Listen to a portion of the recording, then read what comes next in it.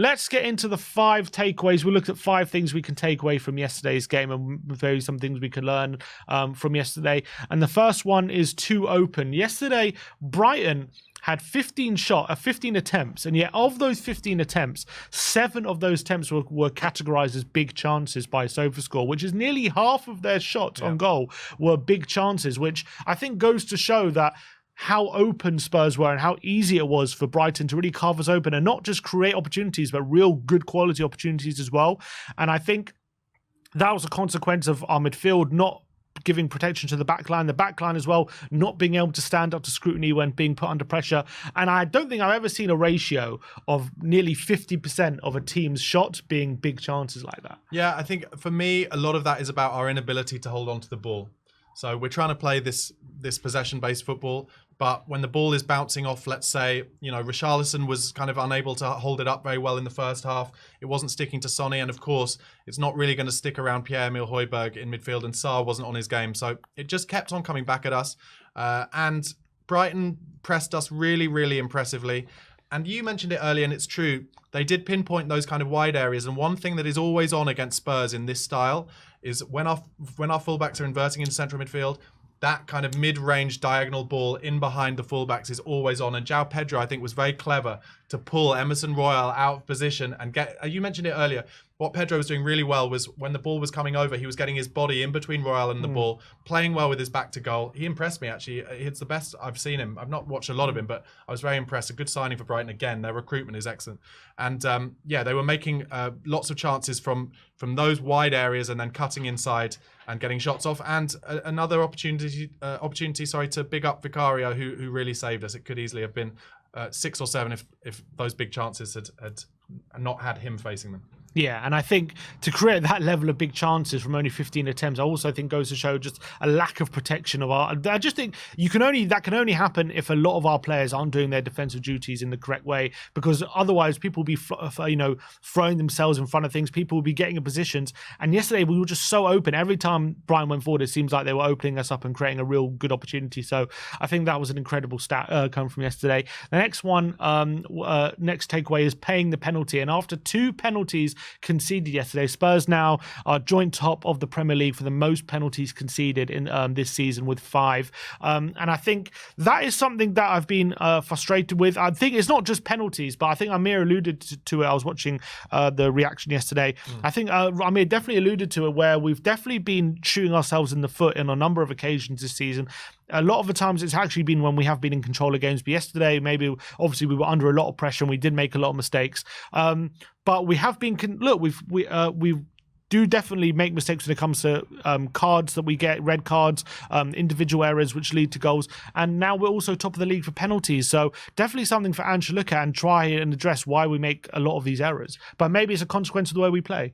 Totally. But also, there was that stat, wasn't there, that in the first 10 games, Romero hadn't given away a single foul or something. Yeah. I don't remember giving away a lot of pens in the first kind of 10 games when we had Romero and Van der Ven fit. I think a lot of this is a consequence of the difficult situation we're in, having to play 4 fullbacks along the back line. But yes, it's an interesting one as well, though, because that first goal last night, I think, was caused, and we've conceded quite a few goals, I think, this season, in the past couple of months especially, they've been caused by our defenders not wanting to commit a pen, if you know what I mean. Like, hands behind their backs, being a little afraid of those kind of 50-50 balls, the pin ball around the box.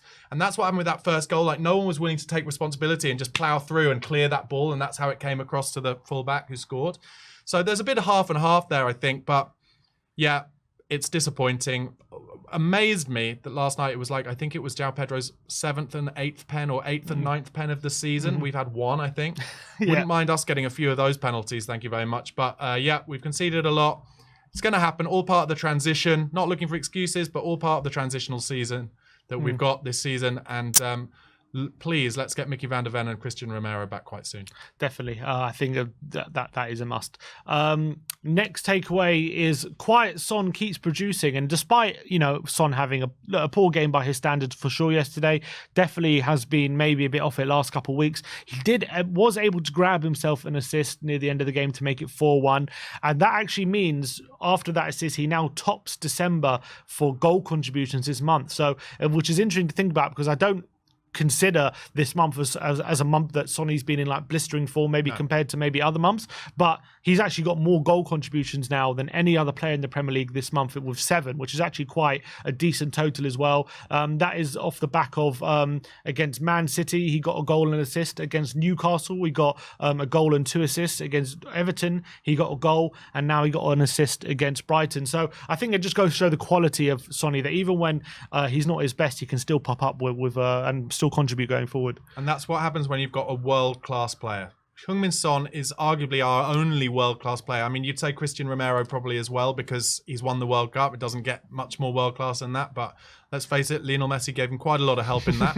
But Sonny is genuinely world-class, elite-level footballer, so even when he's not at his best, the ball comes to him, and I think especially with Sonny, one of the most instinctively brilliant players ever. Sometimes with Son, if he's got too much time to think about something, that's when it can go slightly awry.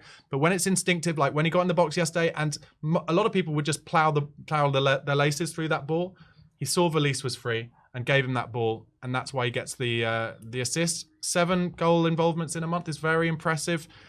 Go and have a good Asian Cup, Sonny, after the Bournemouth game. Come back fit and ready. We're going to need you in those last 4 or so months. Any possibility of a player of the month shout, even though he's maybe not been at his best? If you're topping the month for goal contributions, you got to be in maybe a nomination. Yeah, might be in for a nomination.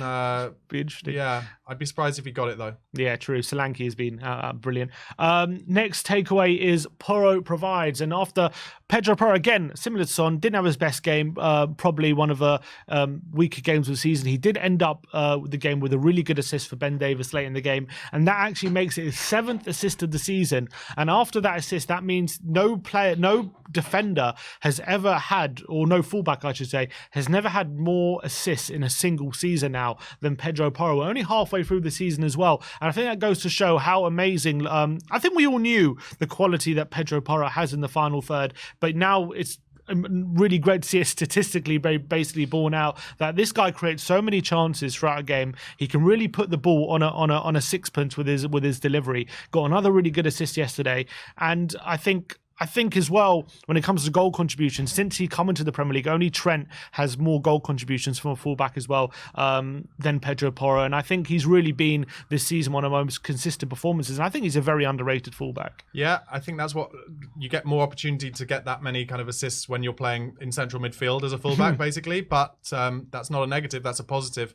And I think I said it the other day, I expect Porro to score a few goals in the second half of the season as well. I think as our players start getting back fit and Maddison's around him, what will naturally have to happen is that opposition teams will pay more attention to some of those other players who are deemed more dangerous, and Porro will therefore kind of crop up in places where he's not able to at the moment, and will probably get on the end of you. It wouldn't surprise me if he ends up with kind of 3 or 4 league goals to go with his many assists.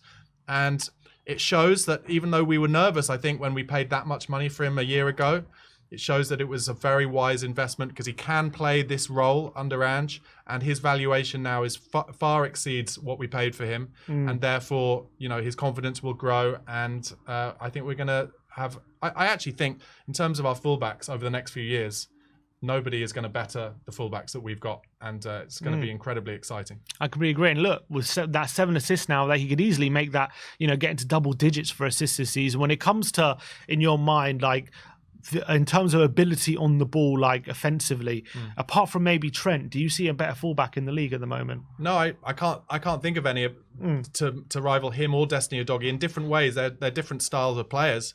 But in terms of fullbacks, you know, I think we have finally replacements for Rose and Walker in terms of the danger that we can cause from those fullback areas, in this case in an inverted way. So very exciting. And I think I said it the other day, it wouldn't surprise me if Udogie makes it into the team of the season, and he'll be up for Young Player of the Year in the Premier League this season, I predict.